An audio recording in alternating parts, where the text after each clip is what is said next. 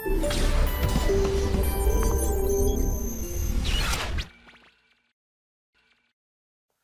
बच्चों, कैसे हैं आप?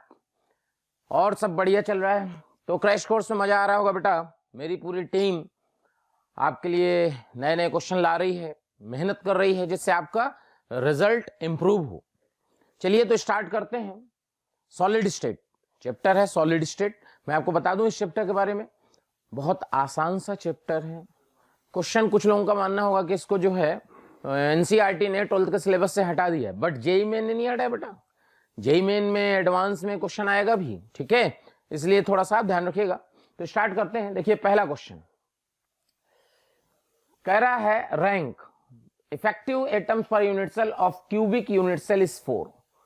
आप सोचो कि कह रहा है effective number of atoms in one unit cell 4 हैं, तो किस तरह का यूनिट सेल होगा। तो मैं आपको बता दूं क्या होता है बेटा कि एक होता है सिंपल क्यूबिक सेल, उसमें इफेक्टिव नंबर ऑफ एटम्स कितने होते हैं? एक। अच्छा वो निकालते कहते हैं। देखो जो एससीसी होता है सिंपल क्यूबिक सेल, अगर हम बात करें सिंपल क्यूबिक सेल की, तो इसका जो लैटिस पॉइंट होता है, लैटिस पॉइंट क्या होता है? लैटिस पॉइंट वो चीज होती है बेटा, जैसे मान लो क्यूब है तो क्यूब में corner, face centre, body centre, बहुत सारी स्पेस होती है। तो जहां पे ये एटम रखा होता है उसे हम लैटिस पॉइंट कहते हैं। तो एससीसी में जो लैटिस पॉइंट होता है वो कॉर्नर्स ऑफ द क्यूब होता है, यानी एटम कहां प्लेस होता है बेटा? कॉर्नर पे। अच्छा और आपको ये पता होगा कि एक कॉर्नर 8 क्यूब के लिए कॉमन होता है। तो अपने क्यूब में जो इफेक्टिव पार्ट आता है वो 1/8 आता है। तो अगर हम एससीसी की बात करें तो इसमें जो जेड होता है वो 8 और 1/8 1, क्योंकि देखो जेड क्या होता है? Effective number of atom in one unit cell. Clear? अच्छा फिर आता है बेटा BCC, body centred cubic cell. अगर बॉडी सेंटर्ड क्यूबिक सेल की बात करें तो बॉडी सेंटर्ड क्यूबिक सेल में क्या होता है? कॉर्नर्स पे होता है और बॉडी के सेंटर पे एटम होता है। तो जो जेड आता है इसमें वो आता है 8 इंटू 1/8, ये तो आएगा बेटा कॉर्नर का कंट्रीब्यूशन, और +1 बॉडी का, तो कितना आ जाएगा? 2। इसी तरह अगला आएगा एफसीसी। एफसीसी का मतलब फेस सेंटर्ड क्यूबिक सेल, और इसमें एटम कहां होता है बेटा? फेस के सेंटर पे और कॉर्नर्स पे। तो कॉर्नर्स की वजह से 8 इंटू 1/8 प्लस फेस सेंटर कितने होते हैं? 6, और हर फेस अपने और दूसरे में यानी 2 क्यूब में कॉमन होता है।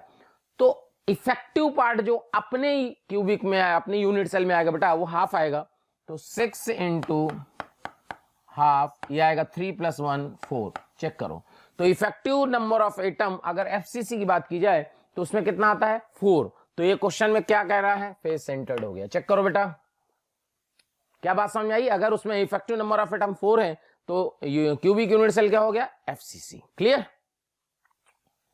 अगला देखिए, कह रहा है an element occurring in BCC structure, an element occurring in BCC structure has इतना, ये देखो नंबर बड़ा सा दिया है, यूनिट सेल।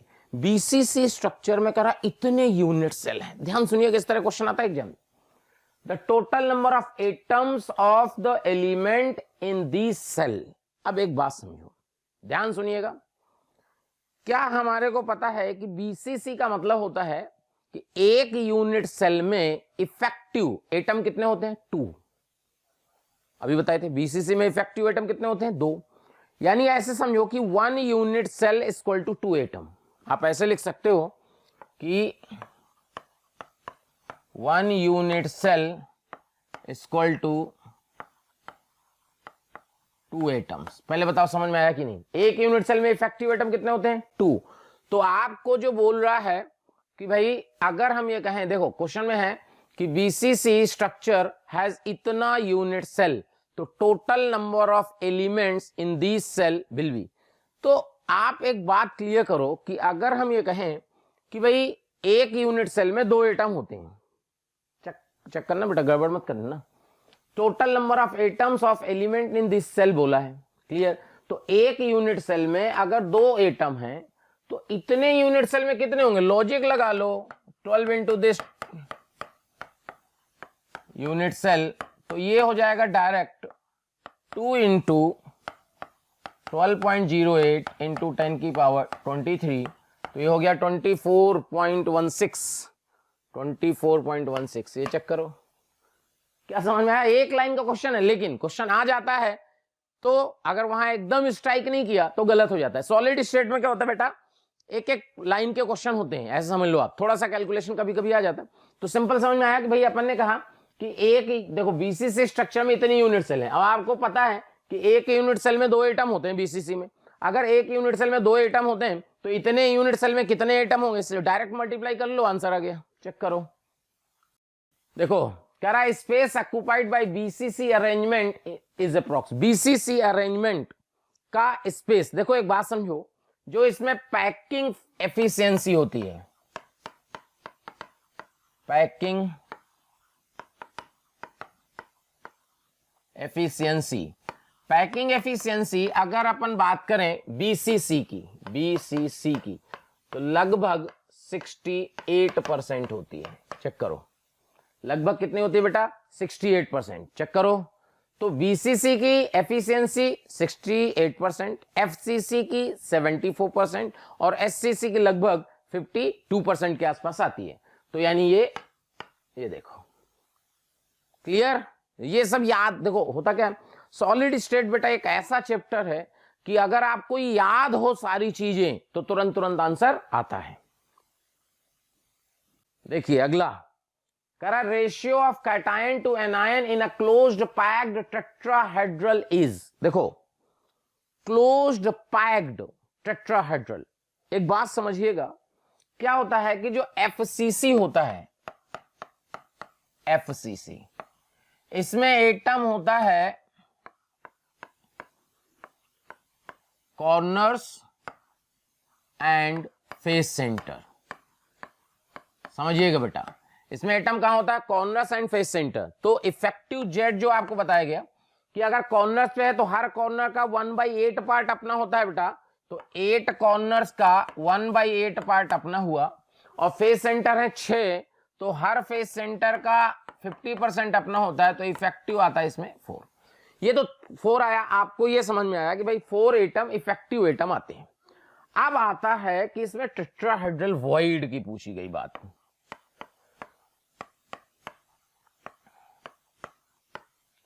Tetrahedral voids. तो आपको समझना है कि यार ये टेट्राहेड्रल वॉइड्स कहां होंगे, कैसे होंगे, ये समझिए। तो देखो आपको बता दूं टेट्राहेड्रल वॉइड्स के लिए क्या करते हैं, कैसे निकालते हैं। 3 एटम आप ऐसे लेते हैं, ये देखिए, ये 3 एटम की लेयर लिए। देखो बात समझना ध्यान से, अगर आपको समझ में आ गया टेट्राहेड्रल वॉइड क्लियर हो जाएगा। टेट्राहेड्रल वॉइड ऐसा समझिए आप, टेट्राहेड्रल का मतलब होता है 4, यानी उस वॉइड में अगर एटम रखा जाएगा तो 4 एटम को टच करना चाहिए। तो देखो ध्यान सुनिए होता क्या, आप खुद ही सोचो, 3 फुटबॉल ले लो आप, ठीक है बेटा, 3 फुटबॉल लो, आपस में फेविक्विक से जोड़ दो, जोड़ दिए, ओके। एक फुटबॉल क्या करो, इसके ऊपर रख दो, जो आपको स्पेस दिख रहा होगा ना बीच में, ऊपर रख दो। अब ऊपर से देखोगे तो कहीं भी जगह खाली नहीं है। अगर इसको आप ऐसे टांग दो कील में, ठीक है, अब इधर से ऐसे स्पेस देखोगे तो बीच में स्पेस दिख रहा होगा आपको, उसमें एक छोटी बॉल फिट कर दो। अच्छा, वो जो छोटी बॉल आपने फिट किया उसके सेंटर, उन चारों बॉल के सेंटर मिलाओगे तो जो लास्ट में आपने छोटी बॉल फिट की है ना, वो आपको टेट्राहेड्रल वॉइड में नजर आएगी। चेक करो, यानी होता क्या एग्जैक्टली में कि यहां पे ये देखो ऐसे रख दिए, चेक करो ऊपर रख दिए। अब क्योंकि 3D तो नहीं है तो इसमें यहां पे जो ये वॉइड दिखेगी, ये आपको समझिए, ये आपको टेट्राहेड्रल वॉइड नजर आएगी, ये देखो, चेक करो। तो अगर हम इसमें क्यूब की बात करें कि यार क्यूब में कहां होगा, तो सुनना, अगर एक आप क्यूब लेते हो, ध्यान सुनना बेटा,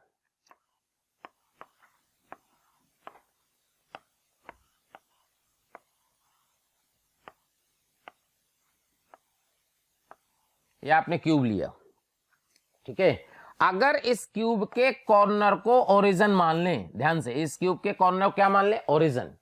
तो ओरिजिन मान लेंगे तो 0, 0, 0 इसके कोऑर्डिनेट होंगे बेटा, चेक करो, थोड़ा सा मैथ्स की बात कर लेते हैं। ये देखो, ये आपकी ए है, ये आपकी ए है, चेक करो साइड एज लेंथ क्यूब की। तो होता क्या है एग्जैक्टली में कि अगर एक कॉर्नर को ओरिजिन मान लें, जहां जिस रूम में आप बैठे हो वहीं पे सोचना, ठीक है, कि जिस रूम में बैठे हो क्यूब हो गया, ठीक है, तो एक कॉर्नर को ओरिजिन मानो, उस कॉर्नर से a/4 पे एक पॉइंट खोजो। तो देखो ये जो कॉर्नर है, इस कॉर्नर से ये कॉर्नर, बॉडी डायगोनल बोलते हैं इसको, क्या बोलते हैं, बॉडी डायगोनल। तो जब आप a/4 पे पॉइंट खोजोगे ना बेटा, तो वो आपको एक टेट्राहेड्रल वॉइड नजर आएगा जो कि बॉडी डायगोनल पे होगा। तो जब यहां पे देखना, जब यहां पे आप देखो कि यहां पे ये कहीं यहां पे पॉइंट आएगा, यहां पे कहीं पॉइंट आया मान लीजिए, ठीक है, ये a/4 पे है। अच्छा एटम कहां थे, यहां पे एटम था, यहां पे एटम था, यहां पे फेस सेंटर पे एटम थे। तो देखो ये वाली जो डिस्टेंस आप देखोगे, ये वाली डिस्टेंस ये आएगी a√3/4। कैसे, 0,0 आप ऐसे देखो बेटा, 0,0 और a/4 और a/4, अगर इनकी डिस्टेंस निकालोगे ना ये वाली, तो ये आएगी a√3/4। अब देखो होगा क्या, यहां से आप ये पॉइंट क्या है बेटा, ये है a/4 इसका कोऑर्डिनेट होगा a/2, a/2, 0। भाई एक एक्सेस में तो मूव ही नहीं किए ना। तो अगर अपन ये देखें कि a/4 और यहां से अपन कहें कि a/2, 0, इसकी डिस्टेंस निकालोगे ना ये वाली, तो ये भी आपकी a√3/4 ही आएगी। यानी बात समझो कि यहां पे जो वॉइड है, जो टेट्राहेड्रल वॉइड है, वो इसको टच करेगा, इसको टच करेगा, इसको टच करेगा। क्लियर करो, इसमें देखो कॉर्नर वाला, कॉर्नर, एक कॉर्नर को पकड़ो, एक कॉर्नर से ये यहाँ पे टेट्राहेड्रल वॉइड है, तो एक तो बेटा ये हो गया, एक ये फेस सेंटर को टच किया, 1 2 1 3, एक ये, यानी इस कॉर्नर से कनेक्टेड 3 फेस। चेक करो, इस कॉर्नर से 3 फेस कौन कौन से हैं, ये कनेक्टेड है, एक ये कनेक्टेड है, एक ये कनेक्टेड है, इन तीनों को, और ये चौथा, ये है टेट्राहेड्रल वॉइड। ठीक है, तो अगर टेट्राहेड्रल वॉइड का R+R- का रेशियो पूछा है आपसे, देखो कैटायन टू एनायन रेशियो पूछा है ना, तो देखो FC क्लोज पैक्ड में ही होता है, ध्यान रखना। अगर मान लीजिए if a closed packed structure has effective Z atoms, then total tetrahedral voids आते हैं 2Z एंड ऑक्टाहेड्रल वॉइड्स आते हैं बेटा Z। ध्यान रखना, ठीक है, ये ध्यान रखना क्लोज पैक्ड में ही होता है, और कहीं मत लगा देना, ठीक है, केवल क्लोज पैक्ड में। तो ये समझ में आ गई, क्लोज पैक्ड में ही होगा। अब ध्यान सुनो, अब क्या होगा कि अगर मान लीजिए स्ट्रक्चर FCC है सपोज, तो FCC है, तो FCC में कौन कौन एटम टच करता है बेटा, कॉर्नर और फेस का सेंटर। तो एनायन FCC में है, तो 2R- का वैल्यू आता है a/√2। ओके, 2R- का वैल्यू a/√2, और क्योंकि वॉइड में जनरली कैटायन होता है, तो यानी कैटायन कहां है, टेट्राहेड्रल वॉइड में, तो ये R+ हो गया, कैटायन का रेडियस R+, और वो R-, R+R- क्या हो गया, a√3/4। तो यहां से R+ प्लस R- का वैल्यू आएगा बेटा a√3/4। चेक करो,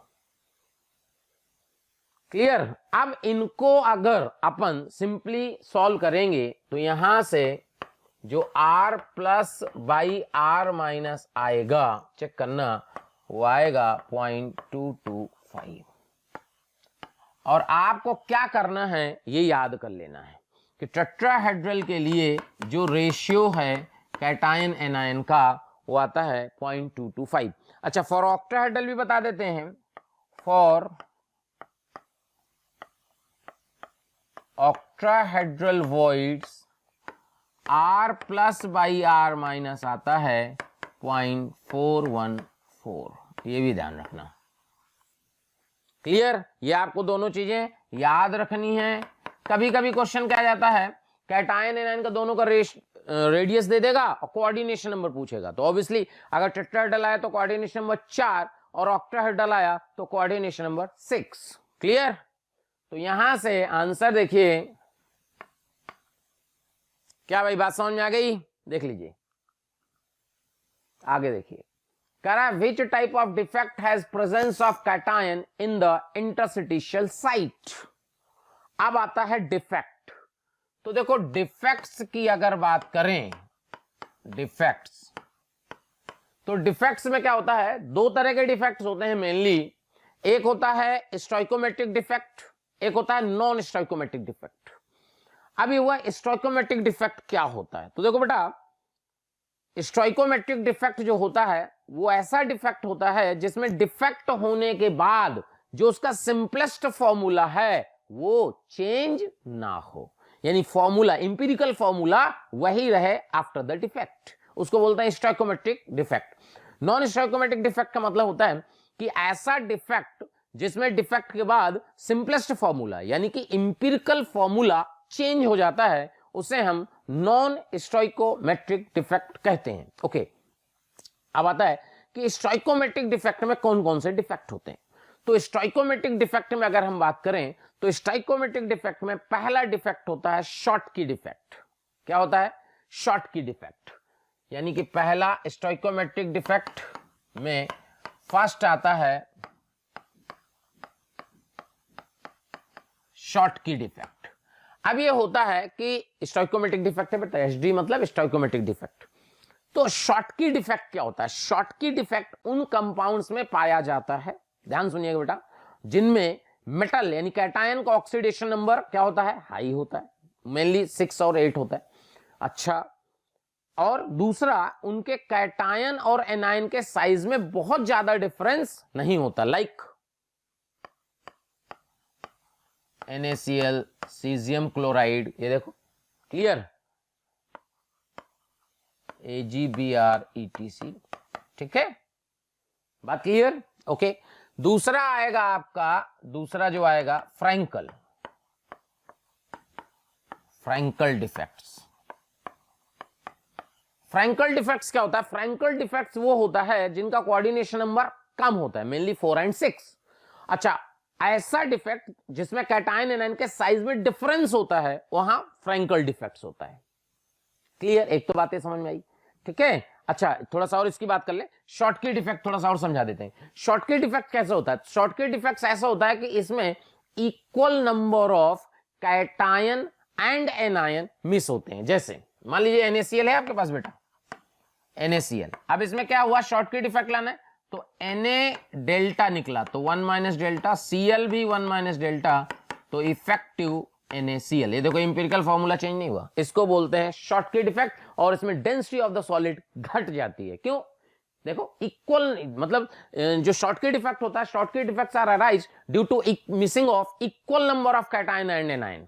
ओके, तो इक्वल नंबर में कैटायन और एनायन जब मिस करते हैं लैटिस से तो शॉर्ट की डिफेक्ट होता है। फ्रैंकल डिफेक्ट अपन ने क्या बोला? फ्रैंकल डिफेक्ट ऐसा डिफेक्ट होता है जिसमें कोऑर्डिनेशन में कम होता है और कैटायन एनायन के साइज में डिफरेंस होता है। तो इसमें क्या होता है कि मेनली कैटायन, क्योंकि कैटायन का साइज बेटा छोटा होता है, तो मेनली कैटायन जो होता है वो अपनी एक्चुअल साइट से लीप कर जाता है, मतलब जहां था वहां से निकल के इंटरस्टिशियल साइट पे बैठ जाता है। इंटरस्टिशियल साइट का मतलब होता है वॉइड्स पे जाके बैठ जाना। तो इसमें जैसे ZnS, AgBr याद रखना, ये ऐसा कंपाउंड होता है जिसमें दोनों तरह का डिफेक्ट होता है। तो ये अपने आप में एक क्वेश्चन हो जाता है कि ऐसा कौन सा सॉलिड है जिसमें दोनों टाइप का डिफेक्ट्स होता है। तो ZnS, AgBr, इनमें फ्रैंकल डिफेक्ट होता है, ठीक है। तो इसमें होता क्या एग्जैक्टली में समझ में आया? अपने साइट, अपनी एक्चुअल साइट, एक्चुअल स्पेस छोड़ता है और बीच में जाकर बैठ जाता है। तो इसका मतलब फ्रैंकल डिफेक्ट में क्या हुआ? कुछ निकला नहीं। तो जब कुछ निकला ही नहीं तो डेंसिटी इसकी बेटा क्या रहती है? कांस्टेंट रहती है। और ये इंटरस्टिशियल साइट में क्वेश्चन वही है कि which type of defect has presence cation in the interstitial site. तो बताइए क्या कहेंगे? तो ये हो गया फ्रैंकल डिफेक्ट। ये देखो, क्या ये बात समझ में आई? ध्यान से, शॉर्ट के डिफेक्ट में क्या होता है? लैटिस लीप कर जाता है, मतलब कि जो कैटायन एनायन है वो मिस कर जाता है लैटिस से। अच्छा, ये था stoichiometric defect. Non stoichiometric defect अलग होता है, ठीक है। उसमें नॉन स्टोइकोमेट्रिक डिफेक्ट में क्या होता है, इंपिरिकल फॉर्मूला चेंज होता है, उसकी बात आगे करेंगे अगर क्वेश्चन होगा। हेलो बच्चों, कैसे हैं आप लोग? बेटा जैसा कि आपको पता है कि motion education private limited crash course free में चला रहा है। हजारों बच्चे उस क्रैश कोर्स को देखकर लाभान्वित हो रहे हैं। तो बेटा मैं आपको दिल से थैंक यू बोलना चाहूंगा आपका इतना प्यार और स्नेह देने के लिए। जैसा कि मैंने आपको पहले वीडियो में बताया था कि इस क्रैश कोर्स के साथ हम 2 पार्ट टेस्ट और 3 फुल टेस्ट फ्री में प्रोवाइड कराएंगे। अच्छा, ये सब सारे टेस्ट आप ऑनलाइन देंगे। अगर आप इन टेस्ट का रिजल्ट चाहते हैं, टेस्ट की परफॉर्मेंस चाहते हैं, तो नीचे दिए गए लिंक पे क्लिक करें और अपना रजिस्ट्रेशन सुनिश्चित कराएं। अगला देखिए, कह रहा है which of the following FCC structure contains cation in the alternate tetrahedral wide. ये सब याद होने चाहिए बेटा। अल्टरनेट टेट्राहेड्रल वाइड क्या होता है? इसमें होता है ZnS टाइप स्ट्रक्चर।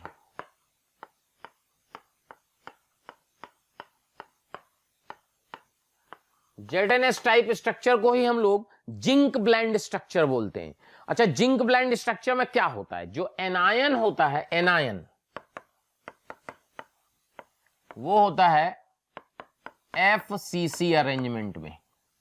यानी एनायन की पोजीशन क्या होती है? FCC। FCC का मतलब एनायन कहां होता है बेटा? कॉर्नर्स पे और फेस के सेंटर पे। FCC का मतलब कॉर्नर्स एंड फेस सेंटर। ये देखो, यानी कॉर्नर्स और फेस के सेंटर पे होता है। और जो कैटायन होता है वो होता है अल्टरनेट टेट्राहेड्रल वाइड्स में। क्लियर? तो क्वेश्चन में क्या है? Which are the following FCC structure contain cation in the alternate tetrahedral void. तो क्या करिएगा? चेक करो। क्लियर? देखो इसके स्ट्रक्चर देख लो। NaCl को रॉक सॉल्ट स्ट्रक्चर बोलते हैं, सबको पता होगा। NaCl is rock salt structure. Zinc blende structure, इसको क्या बोलते हैं? इसको बोलते हैं फ्लोराइड टाइप स्ट्रक्चर। इसको बोलते हैं anti fluoride type structure, AB2 A2B। Clear है बेटा? ठीक है। अच्छा, कुछ लोगों को लग रहा होगा इतना आसान क्वेश्चन थोड़ी ना आता एग्जाम में, एडवांस का क्वेश्चन है, जेईई एडवांस का क्वेश्चन है। तो ये मत समझिएगा कि क्वेश्चन ऐसे नहीं आएंगे तो बहुत आसान है, ऐसे क्वेश्चन थोड़ी ना एग्जाम में आएंगे। आपको क्वेश्चन मैंने बेटा वही सेलेक्ट किए हैं जो एग्जाम में आए हैं और आ सकते हैं। ठीक है, ये मत सोचिएगा क्वेश्चन आसान है, चैप्टर ही आसान है इसलिए आपको लग रहा होगा कि अरे तो बहुत आसान सा क्वेश्चन है। बेटा एग्जाम में आता है और ये सॉलिड स्टेट एक ऐसा चैप्टर है जो याद होगा तभी हो पाएगा। भाई इसमें क्या करोगे? याद होगा तभी तो हो पाएगा। ठीक है, देखिए अगला क्वेश्चन। करा packing efficiency of dimensional square unit cell shown below is. अब एक बात समझो, यहां पे इसकी एफिशिएंसी पूछा है, स्क्वायर बोल दिया है। तो देखो होता क्या है, देखो जो लैटिस होता है, लैटिस जो होता है बेटा वो होता है एक 2D लैटिस, एक होता है आपका 3D लैटिस। अब 2D लैटिस और 3D लैटिस इसमें फर्क क्या है? देखिए 2D लैटिस में जो शेप ऑफ एटम जो होता है वो क्या होता है बेटा? सर्कल। और इसमें जो शेप ऑफ एटम होता है, शेप ऑफ एटम वो होता है स्फीयर। ये फर्क है देखो, यानी सर्किल का जो होगा वो 2D में होगा और स्फीयर 3D में होगा। अब स्क्वायर है, देखिए स्क्वायर क्या होता है, जो ऑक्टाहेड्रल वाइड होता है वो 3D होता है और उसका 2D होता है स्क्वायर। क्लियर? तो अगर ध्यान से, अगर आपसे लिखा जाए एफिशिएंसी ऑफ 2D लैटिस, ध्यान सुनना, गड़बड़ मत करना, 2D लैटिस, तो 2D लैटिस में अगर एफिशिएंसी निकालनी है तो क्या करोगे, जेड, जेड क्या है, effective number of atom in one unit cell into area of atom divided by area of unit cell into 100। ये देखो, चेक करो एफिशिएंसी ऑफ 2D लैटिस। अच्छा, अगर यहीं पे आपको एफिशिएंसी ऑफ 3D लैटिस की बात की जाए तो फर्क देखिएगा, ये होता है Z into volume of atom divided by volume of unit cell into 100। फर्क आया समझ में? जब आप 2D लैटिस लोगे तो वहां एरिया होगा, क्यों, सर्किल है बेटा, सर्किल का वॉल्यूम नहीं होता, एरिया होता है। और जब 3D की बात करते हैं तो 3D में वॉल्यूम लेते हैं 4/3 पाई आर क्यूब स्फीयर मान के। क्या कहानी क्लियर हुई? तो square is a 2D lattice. Clear? अच्छा, अगर ये 2D लैटिस है तो इसमें आप इफेक्टिव एटम देखोगे, इसका 1/4, यहां पे आप देखो कॉर्नर का 1/4 1/4 1/4 1/4, तो इसका मतलब हुआ कि अपन ने कहा कि 1/4 इंटू 4, यहां से क्या कॉर्नर से एक एटम आएगा और मिड का पूरा आएगा, यानी इफेक्टिव नंबर ऑफ एटम आपके कितने आएंगे, 2। इफेक्टिव नंबर ऑफ एटम कितने आएंगे, 2। ठीक है, क्या बात समझ में आ रही है सबको? तो देखिए, बात करते हैं कि भाई कैसे अपन बात करते हैं। तो देखो, अगर अपन एफिशिएंसी की बात करें, एफिशिएंसी की बात करें तो यहां से लिखोगे 2 into pi r square by a square into 100। A क्यों, ए स्क्वायर क्यों, स्क्वायर। देखो, ये देखो, अब यहां से देखो, क्या ये आर, ये 2r, ये आर, क्या ये 4r का वैल्यू a√2 लिख दे बेटा, डायगोनल। तो यहां से आप देखोगे कि 4r का वैल्यू आप लिख सकते हो a√2। क्लियर? तो a का वैल्यू लिख सकते हो 4r by √2 equal to a। Check करो, तो यहां से जो एफिशिएंसी आई है 2 into pi r square divided by a की जगह आप 16 आर स्क्वायर और ये हो गया √2 का स्क्वायर 2। चेक करो बेटा, इंटू 100। क्लियर? इसको जब आप पूरा सॉल्व करोगे, देखो आर स्क्वायर से आर स्क्वायर कैंसिल हो गया, ठीक है, तो यहां से ये लो 4, चेक करो, यहां से आ गया 25, तो एक प्रकार से 25 पाई आ गया। चेक करो, क्लियर? यहां आप लिख सकते हो 25 इंटू 3.14, ठीक है।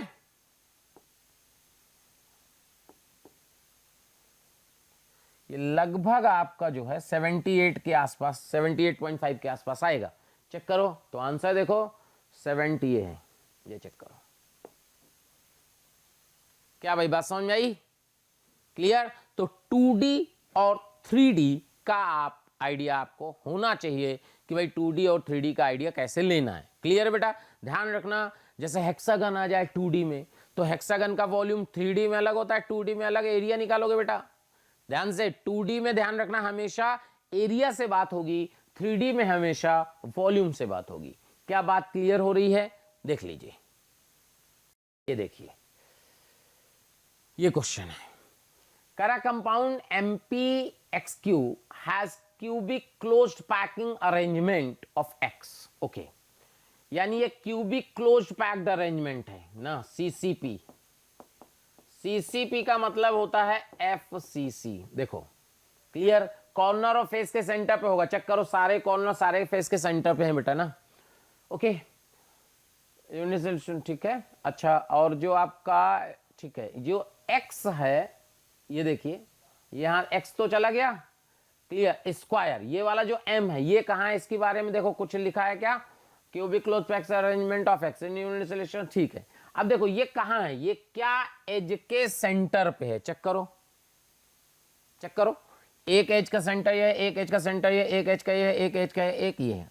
तो आप देखो कि अगर इफेक्टिव एक्स निकालोगे आप,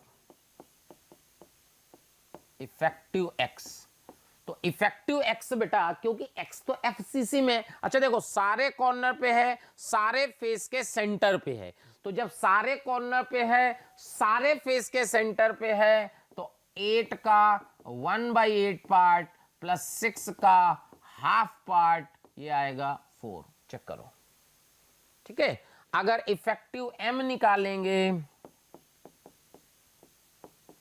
इफेक्टिव एम, तो इफेक्टिव एम देखो, एज का सेंटर 1 2 3 4, 4 एज के सेंटर में, और एक एज आपको बता दूं 4 क्यूब के लिए कॉमन होती है, तो 4 एज हैं, इफेक्टिव अपने में ये आएगा, एक बॉडी का सेंटर है तो क्या 2 आएगा, यानी यहां से आप देखोगे m2x4, यानी फॉर्मूला आएगा mx2।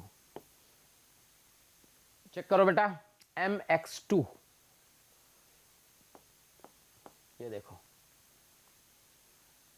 क्या बात क्लियर हो रही है? क्या भाई बात समझ में आ रही है? देखिए क्लियर। नेक्स्ट देखिए, इस तरह का डायग्राम बनाया है। अब इस तरह का डायग्राम बना दिया, देखो क्वेश्चन में लिखा है the arrangement of x minus, ये है बेटा बड़ा वाला जो है, ये है x minus ion around a plus ion is solid ax is given the figure not drawn to the scale if the radius of x minus 250 pm the radius of a plus. अब ऐसा लग रहा होगा यार ये तो बहुत आसान है, मैं आपको फिर बता दूं, ये भी क्वेश्चन जेईई एडवांस का है, ये भी जेईई एडवांस में आया हुआ क्वेश्चन है। देखिए इस तरह का जो डायग्राम होता है, यहां पे जो वॉइड दिख रही है आपको, ये वॉइड जो है ये होती है ऑक्टाहेड्रल वॉइड की। चेक करो, ऑक्टाहेड्रल वॉइड। अच्छा, ऑक्टाहेड्रल वॉइड की अगर बात करें कि ऑक्टाहेड्रल वॉइड में ध्यान से, अगर आप ऑक्टाहेड्रल वॉइड की बात करेंगे तो ऑक्टाहेड्रल वॉइड कहां होती है, कैसे होती है, ये अगर अपन बात करें तो ऑक्टाहेड्रल वॉइड कहां होगा, कैसे होगा, तो देखो होता क्या है, ऑक्टाहेड्रल नाम ही से क्लियर है कि जो वॉइड, जिस वॉइड में अगर आप ऑक्टाहेड्रल वॉइड में एटम रखते हो तो 6 को टच करेगा। क्यों? ऑक्टाहेड्रल में कोऑर्डिनेशन नंबर 6 होता है। तो कहां होता है उसका पोजीशन? क्यूब में। क्यूब अगर एफसीसी है, यानी कॉर्नर ऑफ फेस के सेंटर पे ऑलरेडी एटम है, तो बेटा जो ऑक्टाहेड्रल वॉइड होता है वो होता है body centre as well as edge centre. 12 edges हैं क्यूब में, तो हर एज के सेंटर पे होता है और एक बॉडी के सेंटर पे होता है। तो हर एज के सेंटर पे होगा तो इफेक्टिव एटम्स आपको कितने लाने पड़ेंगे? चेक करो भाई, आप 12 है ना, तो हर एज का 1/4, तो 12 का 1/4 3, और बॉडी सेंटर 1, तो total octahedral void in cubic cell कितने होते हैं बेटा? 4। ठीक है। अच्छा, उसके लिए for octahedral void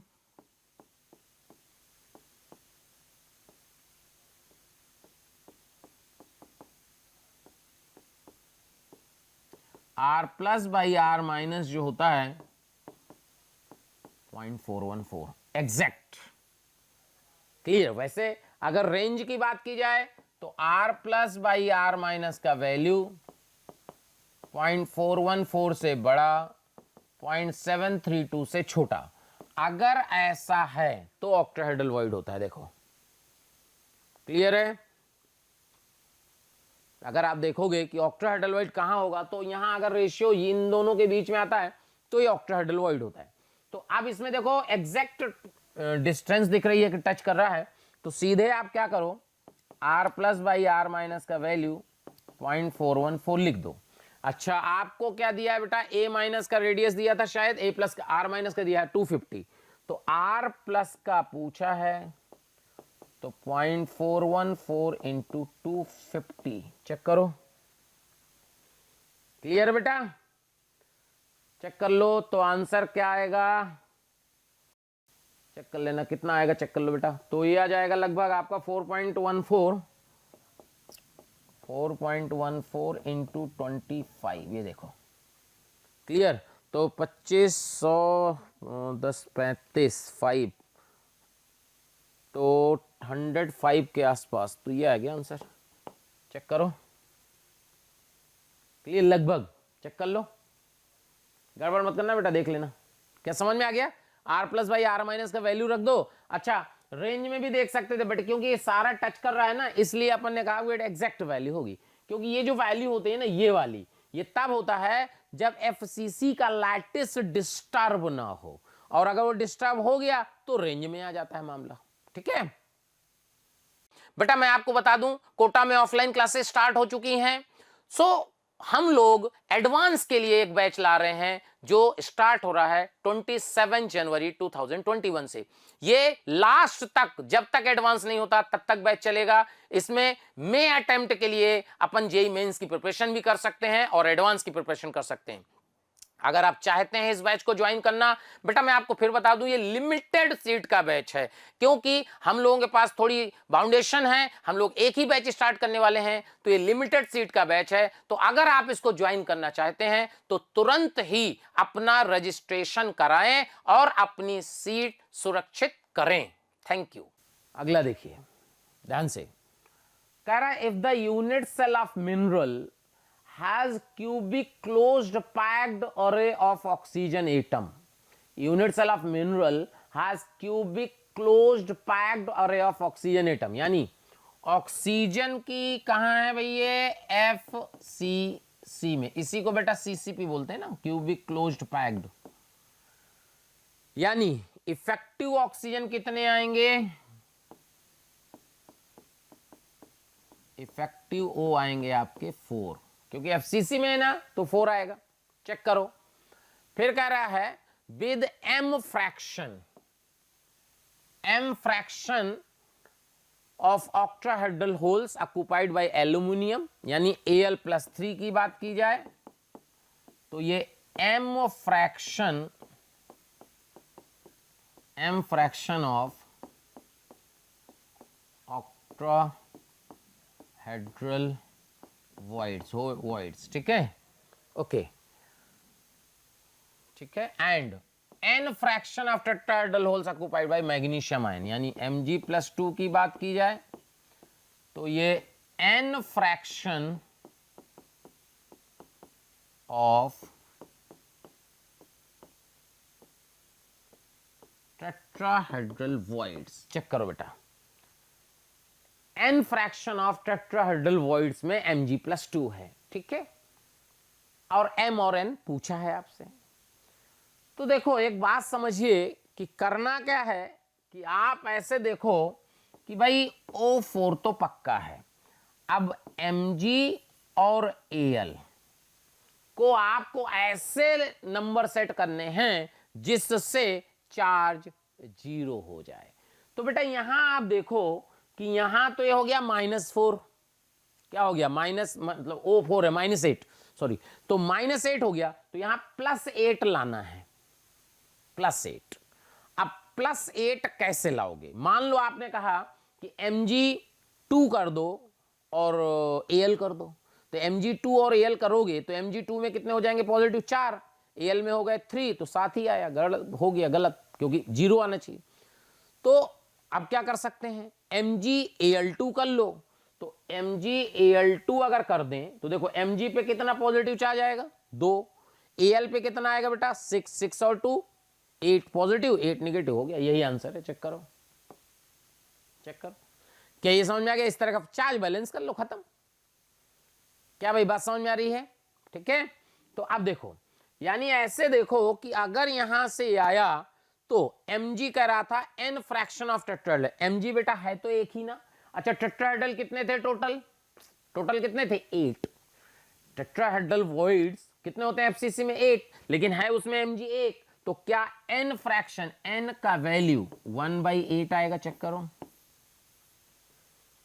n fraction है ना। अच्छा Al ऑक्टाहेड्रल वॉइड कितने थे बेटा 4, 4 में से 2 है, यानी कि हाफ में है, यानी m जो आएगा वो आएगा हाफ। चेक करो, तो आपसे पूछा था mn, तो 1/2 1/8 है कहीं, 1/2 1/8। चेक करो, आसान सा क्वेश्चन है, देख लीजिए। क्या भाई बात समझ में आ गई? ये देखिए क्वेश्चन बहुत बड़ा है बट कोई दिक्कत नहीं है। देखो क्वेश्चन में समझो क्या लिखा है, कह रहा in hexagon system crystal a frequently encountered arrangement of atom in described as पूरा आपको जो है आप ऐसे सोचो कि इस क्वेश्चन में क्या किया है कि पूरा जो ऐसा नहीं होता पूरा पैराग्राफ टाइप में, जैसे एडवांस में पैराग्राफ आते हैं वो पूरा लिख दिया है। ठीक है, हेक्सागन ये जो पूरी स्टोरी लिखी है ना, ये पूरी स्टोरी जैसे हेक्सागन का अरेंजमेंट होता है वो लिखी है। ठीक है, placed over the first layer. ठीक है, ये समझ में आ गया। अब पूछा क्या है आपसे, अच्छा ये पूछा है भाई आपसे, volume of HCP unit cell is, देखिए ये है SCP और इससे आपको SCP का वॉल्यूम पूछा है। ये भी बता दूं एडवांस के पैसेज का क्वेश्चन है, आ चुका है। वॉल्यूम कैसे निकालेंगे, वॉल्यूम निकालने के लिए बेस एरिया इनटू हाइट होता है। देखो वॉल्यूम जो होता है ये होता है आपका बेस एरिया इनटू हाइट। बोलो क्लियर। अब बात जरा समझी जाए कि यार base area into H, clear.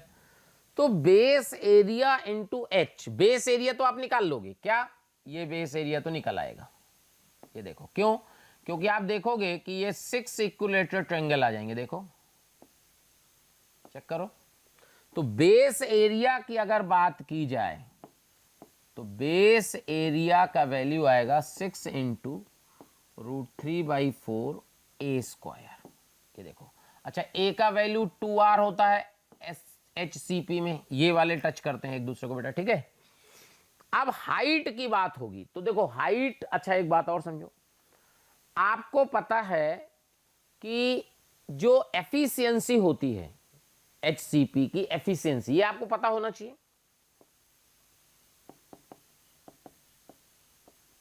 Efficiency होती है 74%। क्लियर। अच्छा इसको आप एक दूसरा तरीका बता रहे हैं बिना हाइट के निकाले। 74% ये होता है बेटा, अगर आपको ये याद हो, π/3√2 इंटू 100, ये होता है 74%। सो अगर हम ये कहें कि एफिशिएंसी π/3√2 इंटू 100 को क्या लिख सकते हैं, देखो यहां लिख सकते हैं Z into 4/3πr³ divided by volume of hexagon into 100। यही होता है तरीका, चेक करो। ठीक है, यही तो होता है एफिशिएंसी निकालने का मतलब। तो यहां से 100 से 100 गायब हो गया, यहां से पाई से पाई गायब हो गया। ठीक है, तो वॉल्यूम ऑफ हेक्सागन निकालना था ना, एक लाइन में आ जाएगा। देखो वॉल्यूम ऑफ हेक्सागन आ गया, जेड का वैल्यू 6 रख देना बेटा, 6 इंटू 4/3πr³ इंटू 3√2, तो ये गया। क्लियर, तो ये आ गया 24√2r³। ये देखो ये हो गया आंसर बिना हाइट निकाले। ठीक है, अब अगर हाइट निकालना है तो आपको जो हाइट होता है h हेक्सागन का, ये होता है 4r√2/3। देखो एक तो निकालने का होता है 3D लगता है, जरूरत नहीं है, आप याद भी कर लोगे तो आपका काम चल जाएगा। h का वैल्यू होता है 4r√2/3। तो वॉल्यूम जो आ जाएगा, बेस एरिया आपने निकाला था √3/4 ए स्क्वायर, ए स्क्वायर का मतलब एक ही जगह 2r रख देंगे, ये आ गया। चेक करो, और h का वैल्यू रख दीजिए 4r√2/3। चेक कर लो, तो √3 गायब हो गया, 4 से 4 गायब हो गया। चेक कर लो बेटा, क्लियर। तो यहां से आप चेक करो क्या अपना आंसर आ रहा है, चेक करो बेटा, देख लो, गड़बड़ मत करना। हाँ भाई, तो अपन क्या कर रहे थे, बेस एरिया क्या निकाले थे बेटा, अच्छा बेस एरिया ये था ना, बेस एरिया ना, तो बेस एरिया के लिए 6 से मल्टीप्लाई भी तो करो। बेस एरिया ये आया, तो बेस एरिया ये आया, तो 6 इंटू दिस, चेक करो बेटा, 4 से 4 कैंसिल हो गया, ये आ गया, बिल्कुल वही आ गया, ये आ गया 24√2r³। चेक करो, तो एक तरीका ये है कि बेस एरिया इंटू हाइट करो, या फिर अपन एक तरीका डायरेक्ट कि एफिशिएंसी पता था, पुट किए, आंसर आ गया। दोनों मेथड ही है। ये देखिए क्वेश्चन करा, composition of sample of wustite is this, इस तरह का कंपाउंड है। देखो, what percentage of iron in present in the form of Fe3। देखो होता क्या है, ये डिफेक्ट में होता है। जब डिफेक्ट में कुछ कैटायन लैटिस को छोड़ के एग्जिट हो जाते हैं तो इस तरह का सॉल्ट आ जाता है। तो देखो एक बात समझो, जो वुस्टाइट है ना 0.93O, इसमें आपको बताना है कि Fe+3 का परसेंटेज क्या होगा। ठीक है, क्या भाई बात समझ में आ रही? तो होता क्या है, ये नॉन स्टोइकोमेट्रिक डिफेक्ट है बेटा, क्योंकि ऐसे सोचो कि पहले ये रहा होगा FeO, ये देखो, और इससे ये बन गया है Fe93O। ये देखो, ये मेटल डेफिशिएंसी डिफेक्ट होता है।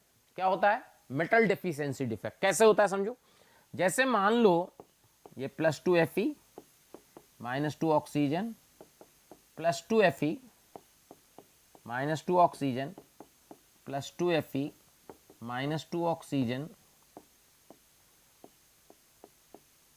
+2 Fe -2 ऑक्सीजन, +2 Fe, ऐसे था ये FeO। अब यहां से क्या होता है कि कुछ कैटायन लैटिस छोड़ के चले जाते हैं। तो जब ये मान लो +2 चला गया सपोज, तो ये वैकेंसी आ गई। देखो यहां पे मान लो ये Fe+2 लैटिस छोड़ के लीव कर गया, तो यहां से आप देखोगे कि क्या होगा। देखो, आप अगर देखो तो जब ये +2 का चार्ज कम हुआ, तो क्योंकि सॉलिड जो होता है वो हमेशा इलेक्ट्रिकली न्यूट्रल होता है, तो जो लोअर ऑक्सीडेशन वाला था +2 वाला था वो +3 में चेंज हो जाता है। यानी ये मान लीजिए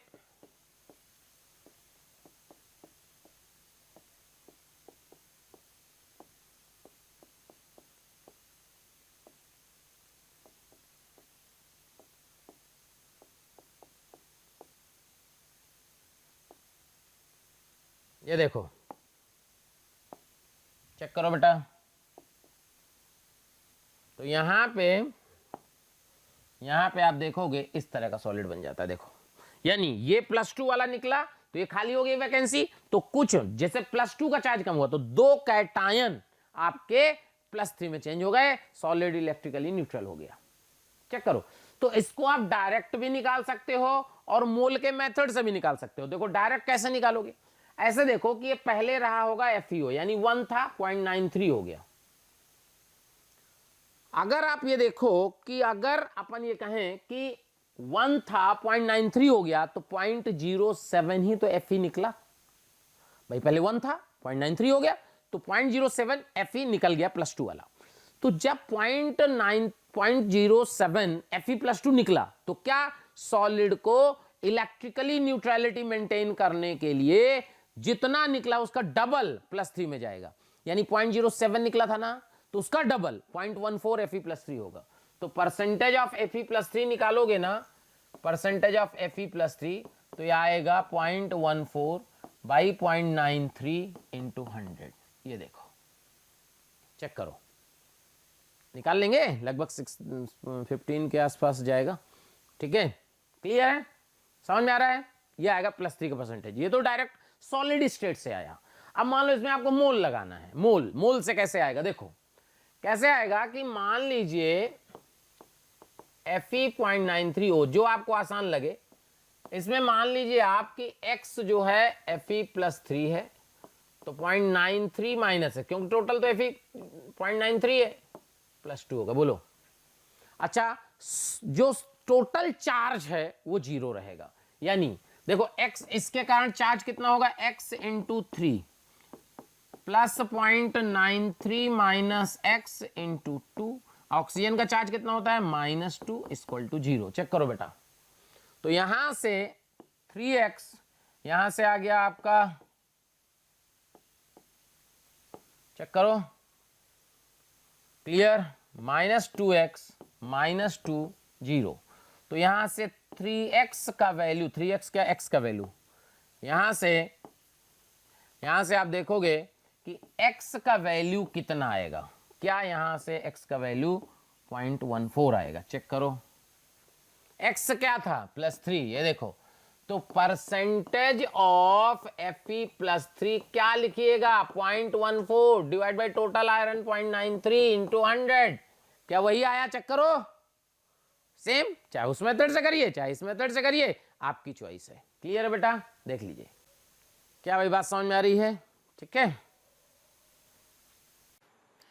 प्यारे बच्चों, बहुत सारे बच्चों के कमेंट आ रहे हैं ना कि आप इस टॉपिक पे वीडियो बनाइए। तो मैं बच्चों आपको बताना चाहता हूं कि ऐसा हो सकता है कि वो वीडियो ऑलरेडी चैनल में पड़ा हो। उसके लिए आपको करना क्या है कि मोशन के चैनल को सब्सक्राइब करना है और बेल आइकन को हिट करना है, जिससे आपके कोई भी नोटिफिकेशन मिस ना हो। हम कोशिश करेंगे कि आपकी जो डिमांड है मोशन परिवार पूरी करे।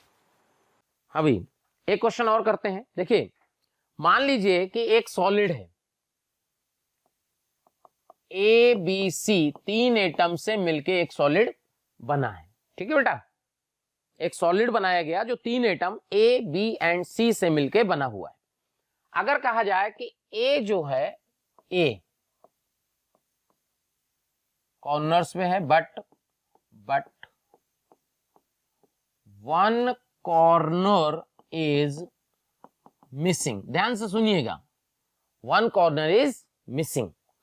बी जो है, बी कहां है बेटा, फेस सेंटर पे, बी है फेस सेंटर पे, बट 2 फेस आर मिसिंग। ध्यान से, 2 फेस आर मिसिंग। बात जरा समझिएगा, क्या कह रहे थे कि बी फेस सेंटर पे but 2 face are missing, and C बेटा ध्यान से एज सेंटर पे है but half of the edge are missing. ठीक है, चेक करो। Find the formula of the compound. करा है कि भाई कंपाउंड का फॉर्मूला क्या होगा। तो एक बात समझिएगा, देखो ए कहां है, कॉर्नर्स पे। अच्छा कितने कॉर्नर्स होते हैं बेटा क्यूब में, 8 कॉर्नर होते हैं। अगर 8 कॉर्नर होते हैं तो देखना ध्यान से, ए कितना होगा, 8 इफेक्टिव। हम लोग हमेशा निकालते हैं इफेक्टिव नंबर ऑफ एटम, तो 8 कॉर्नर्स हैं, चेक करो। लेकिन ध्यान से क्वेश्चन में लिखा है 1 कॉर्नर इज मिसिंग। इसका मतलब क्या, इफेक्टिव 7 कॉर्नर पे ही एटम है। अगर 7 कॉर्नर पे ही एटम है तो ध्यान से अपन यहां 8 ना लिख के क्या लिखेंगे बेटा, 7, और 7/8। चेक करो, क्यों, हर कॉर्नर का 1/8 पार्ट अपना है, तो ये आ गया। अच्छा बी कहां होगा, चेक करना, बी है फेस सेंटर पे बट 2 फेस आर मिसिंग, तो क्या 4/2। चेक करो 4/2। सी कहां है, एज सेंटर पे। अच्छा कितनी एज है, 12 में से half of the edge are missing. इसका मतलब हुआ क्या 6 एज है और हर एज का 1/4 पार्ट अपना है, तो 6/4। चेक करो, क्लियर। तो यहां से आ जाएगा, चेक करो बेटा कितना फॉर्मूला आ जाएगा, चेक कर लो। तो यहां से देखो ये आ गया आपका A 7/8, B2, C 3/2। चेक करो, 8 से मल्टीप्लाई कर लो तो यहां आ जाएगा A7, देखो A7, B4, C12। ये देखो ये फॉर्मूला आ जाएगा। क्या समझ में आया, इस तरह का फॉर्मूला। देखो होता क्या है कि आपको इस तरह का फॉर्मूले वाले क्वेश्चन बहुत आते हैं। ठीक है, जैसे आपसे कहा जाए कि मान लीजिए ध्यान से, सॉलिड जो है, solid A B and C 3 atom से मिलके बना हुआ है। ठीक है, A B and C 3 atom से मिलके बना हुआ है। ध्यान से सुनिएगा, ए एटम जो है, ए जो है वो है आपका अल्टरनेट कॉर्नर्स पे। ए कहां है, अल्टरनेट कॉर्नर्स पे। बी कहां है, ये है आपका अल्टरनेट फेस सेंटर पे, और सी कहां है, अल्टरनेट एज सेंटर पे। Find formula, start. देखिए ये ऐसा क्वेश्चन है कि अगर ये एग्जाम में आ जाए, अगर ये एग्जाम में आ जाए तो गलत होने की जो प्रोबेबिलिटी है वो सबसे ज्यादा है। चेक करो, सब लोग निकालो आंसर, और आंसर कमेंट बॉक्स में लिखना कि मैंने ये निकाला था सर, ठीक है, ध्यान से, क्योंकि हर एक बच्चे को कमेंट करना है इस क्वेश्चन में कि मेरा आंसर ये आया, मेरा आंसर ये आया, ठीक है, जरूर कमेंट करिएगा बेटा, तो मेरे को समझ में आएगा कि आपने इसमें कुछ नया सीखा। देखो सही से देखा जाए तो अपन कहेंगे कि ए बी सी तीन एटम से मिलकर सॉलिड बना है।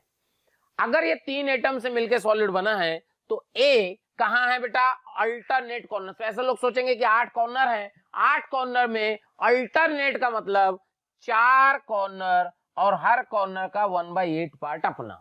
ओके, बी जो होगा वो अल्टरनेट फेस सेंटर पे होगा, और अल्टरनेट फेस सेंटर का मतलब टोटल फेस कितने होते हैं क्यूब में बेटा, 6, 6 का मतलब हो गया 3, और 3 का आधा 2। अल्टरनेट एज सेंटर, तो एज देखोगे बेटा 12 एजेस होती हैं, 12 एजेस में आधा हो गया अल्टरनेट का 6 और ये हो गया 4, तो यहां से आएगा, ये आ गया ए हाफ बी 3/2 सी 3/2, तो आंसर आ गया ए। चेक करो, क्या भाई यही तो आया, ए बी 3 सी 3। चेक करो, ये देखो, क्लियर, ए बी 3 सी 3। जरूर बताना कितने लोगों का ये आंसर आया है, क्लियर। और मैं आपको बता दूं ये आंसर गलत है, रॉन्ग आंसर है, ठीक है।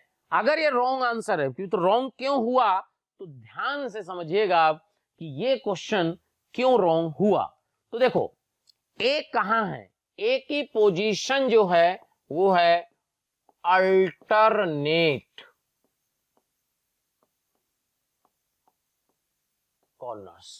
सो अगर ए की पोजीशन अल्टरनेट कॉर्नर्स है तो चेक कर लो, अल्टरनेट कॉर्नर्स, अल्टरनेट का मतलब क्या होता है, एक छोड़ के दूसरा।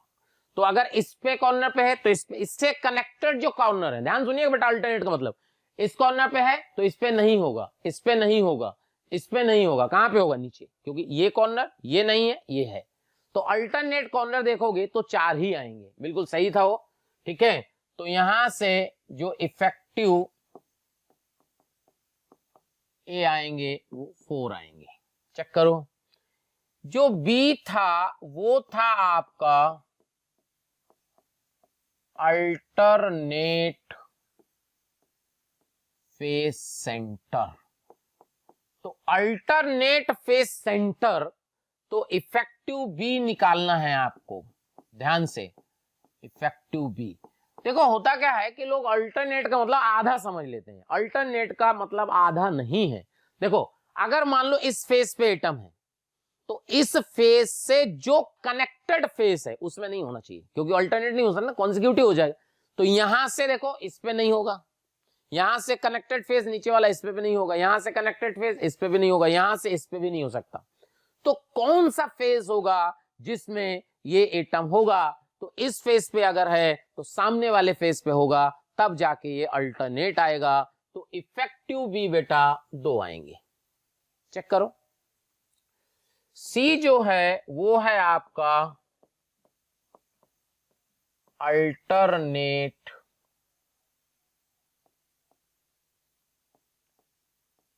एज सेंटर पे।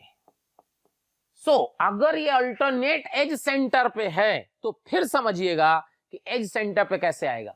ये एज है बेटा, ऊपर वाली एज देख लो जहां बैठे हो जिस रूम में, इस एज से कनेक्टेड जो एज है उस पे एटम नहीं होना चाहिए। यानी अगर इस एज से में है तो इस पे नहीं होगा, चेक करो, इससे ये कनेक्टेड है, इस पे नहीं होगा, इससे ये कनेक्टेड है, इस पे नहीं होगा, इस पे नहीं होगा। चेक करो, जो जिस एज पे आप पहली बार चेक करोगे उससे जो कनेक्टेड एज है उस पे एटम नहीं होना चाहिए। तो फिर होगा किस पे भाई, तो एक इस पे होगा और एक इस पे नहीं होगा, उस पे होगा। चेक करो सामने वाली पे, चेक करो बेटा, यानी ए इस, ध्यान से देखो, यहां से देखो, एक इस पे नहीं होगा, इस पे नहीं होगा, इस पे होगा एक, ठीक है, इस पे नहीं होगा, चेक करो, उस पे होगा, इस पे होगा। चेक कर लो, गड़बड़ मत करना, नहीं सब गलत हो जाएगा, क्योंकि अल्टरनेट का मतलब आधा नहीं होता। देख लो फिर समझ लो, इस एज पे एटम है, इस एज से जो कनेक्टेड एज है, इस एज से जो कनेक्टेड एज है उसमें नहीं होना चाहिए। तो इस एज से कनेक्टेड एज कौन सी है, ये वाली है बेटा, इसमें नहीं होगा, इस पे नहीं होगा, दो इधर के गायब हो गए। इधर से देखोगे तो इसमें नहीं होगा, इसमें नहीं होगा, दो इधर गायब हो गए। तो कहां कहां होगा, एक इस पे है तो इस पे नहीं है, इस पे होगा। चेक करो, क्लियर। अब अगर इस पे है सामने वाली दीवार पे तो इस पे नहीं हो सकता, चेक करो, इस पे नहीं हो सकता, इस पे होगा। चेक करो, तो ऊपर इधर इधर, ठीक है, क्लियर। कितने हो गए, तीन हो गए। अब इस पे अगर है, चेक करो बेटा, चेक करना, गड़बड़ मत करना, ठीक है। तो अब देखो कि अब कौन सी एज पे होगा, चेक करो, दिमाग लगाओ, इस पे होगा, नीचे वाली पे चेको भाई, इस पे है तो इस पे है, तो इस पे नहीं हो सकता, उस पे नहीं हो सकता, इस पे होगा। तो टोटल एज कितनी आएंगी, इफेक्टिव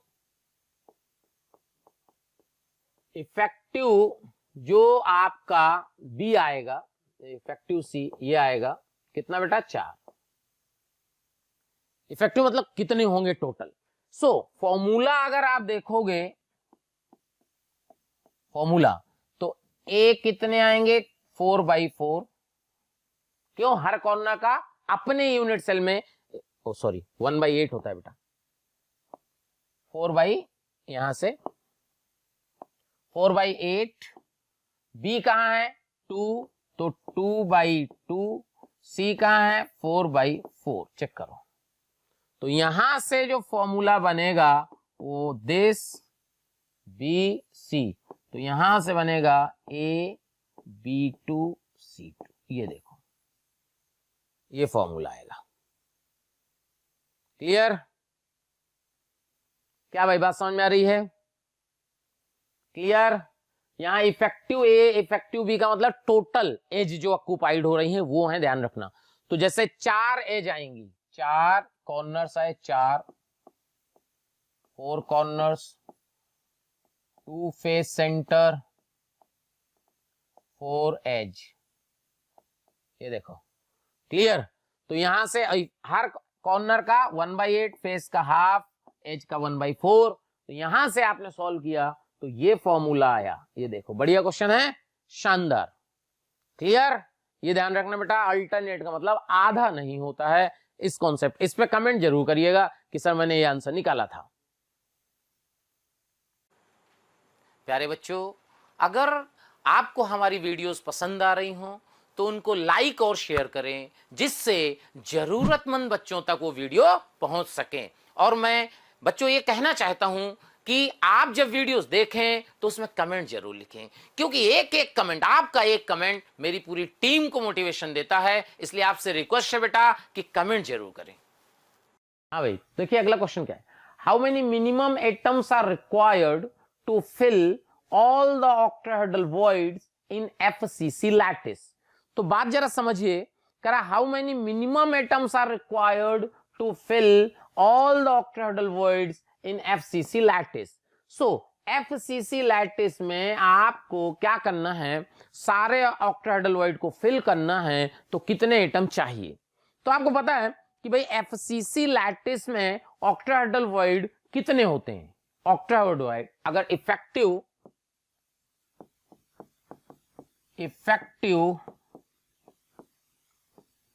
ऑक्टाहेड्रल वॉइड्स की बात करें तो ये होते हैं इन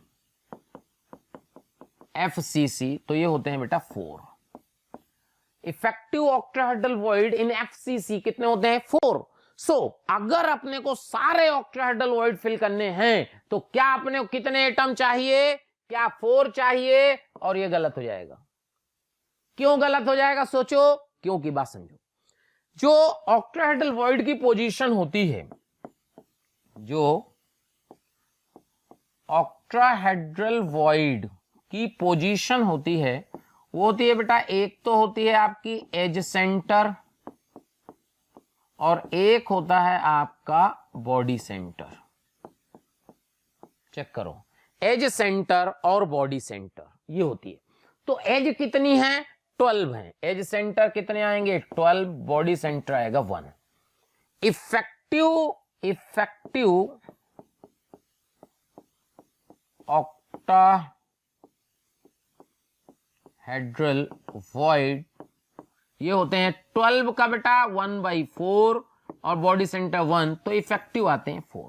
लेकिन सोचो कि अगर आपके पास 12 एजेस हैं, हर बॉडी सेंटर में एक स्पेस है, तो क्या आप अगर इफेक्टिव चाह रहे हैं तो एक एटम, सारे एटम फिल करने हैं आपको, सारे होल फिल करने, तो एटम को 1/4 करके थोड़ी ना फिट करोगे भाई, हर होल में एक एटम रखना पड़ेगा। तो इफेक्टिव जो आएंगे वो 13 आएंगे, ध्यान रखना, 12 मत कर देना। क्यों?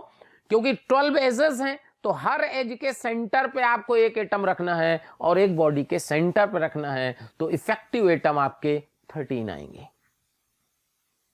हाँ भाई देखिए, करा solid is made up from 2 atoms A and B. A occupies HCP arrangement and B occupies 2/3 of octahedral voids. The formula of the solid is, तो मैं आपको बता दूं ये क्वेश्चन, इस तरह क्वेश्चन इंपॉर्टेंट होता है बेटा। तो देखो A जो है, A कहां है? ये है आपका HCP अरेंजमेंट में। चेक करो, A कहां है? HCP में। तो effective A in 1 unit cell ये आएगा आपका 6, क्योंकि HCP में इफेक्टिव नंबर ऑफ एटम कितने होते हैं बेटा? 6। अच्छा, टोटल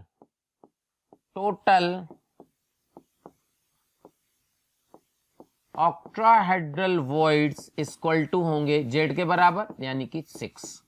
तो B कहां है? ये है 2/3 ऑक्टाहेड्रल वॉइड्स में, यानी 6 का 2/3 यानी कि 4। चेक करो, क्लियर? तो फॉर्मूला क्या हो जाएगा? चेक करना बेटा, फॉर्मूला हो गया A6B का 4, तो क्या आंसर A3B2 आएगा। चेक करो, A3B2 चेक करो। क्या भाई बात समझ में आ रही है? देख लीजिए, कोई डाउट? देख लीजिए। हाँ भाई देखिए, क्वेश्चन ये है, हेक्सागन आपको दिया है, 2D लैटिस लिखा हुआ है, efficiency of the lattice is, efficiency आपसे पूछा है। तो देखिए, अगर 2D दिया है तो पहली बात तो आप क्या करो, पहले आप निकालो effective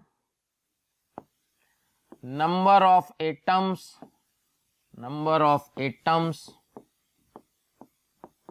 in 1 unit cell.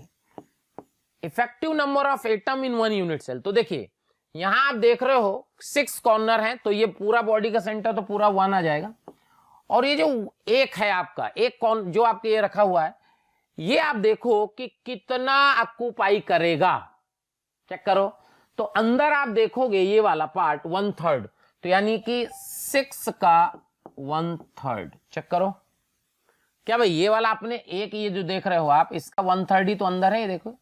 Effective आपको देखना है, तो क्लियर हो गया। तो यहां से 3 आएगा इफेक्टिव एटम। ध्यान रखना, ये 3 डायमेंशन नहीं है, 2 डायमेंशनल है बेटा। तो यहां से 6 का 1/3 आया और ये पूरा आया, तो ये अपना जो है 3 आया गया। ओके, अब देखो, अगर आपको एफिशिएंसी निकालनी है तो इफेक्टिव नंबर ऑफ एटम 3 है, 3 into pi r square divided by आप क्या करिएगा, एरिया ऑफ हेक्सागन, हेक्सागन वो भी 2D वाला, इंटू 100। तो यहां से आएगा 3 into pi r square, this divided by area की अगर बेटा बात करें तो यहां से आप देखो क्या 6 इक्विलैटरल ट्रायंगल बनेंगे, चेक करो, क्लियर, 6 इक्विलैटरल ट्रायंगल, तो 6 इंटू √3/4 ए स्क्वायर इंटू 100, देखो चेक करो। अच्छा ए का वैल्यू यहां अपन 2r लिख सकते हैं बेटा, देखो ए का वैल्यू 2r, तो यहां से आ गया आपका 3 2, ये कैंसिल हो गया, 100 पाई r स्क्वायर, यहां से आ जाएगा आपका कितना हो गया भाई, तो यहां से √3/2, ए की जगह 2r कर दीजिए, स्क्वायर इंटू 100, चेक करो, सॉल्व कर लीजिएगा, यहां से ये आएगा, चेक करो बेटा।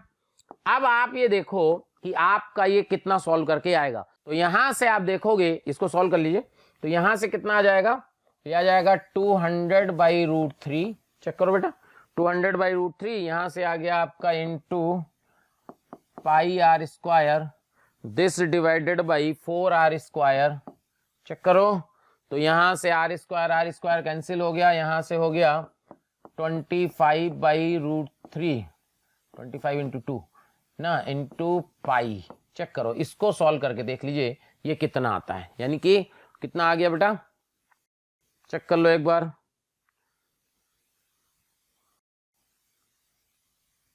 50/√3, चेक करो, तो यहां से 22/7, तो आप देखिएगा ये लगभग जो है बेटा, लगभग 91% के आसपास आ जाएगा, ठीक है। तो इस तरह की एफिशिएंसी भी हम लोग निकाल सकते हैं, कभी इस तरह क्वेश्चन आ जाए कि यार इसकी 2D लैटिस की एफिशिएंसी क्या होगी, तो आपको बस ध्यान ये रखना है कि पहले भी मैंने क्वेश्चन एक आईटी वाला बताया था, ये मैंने आप खुद बना दिया कि भाई ऐसे भी क्वेश्चन आ सकता है, तो हेक्सागन की एफिशिएंसी निकालने का तरीका ध्यान रखना बेटा, आंसर इसका ना, ठीक है, करना आना चाहिए, कैसे आपको निकालना है ये बात क्लियर होनी चाहिए कि अगर हम 2D लैटिस लेंगे तो हमारा जो शेप ऑफ द एटम होगा वो सर्किल होगा और उसका हम एरिया कंसीडर करेंगे, ओके।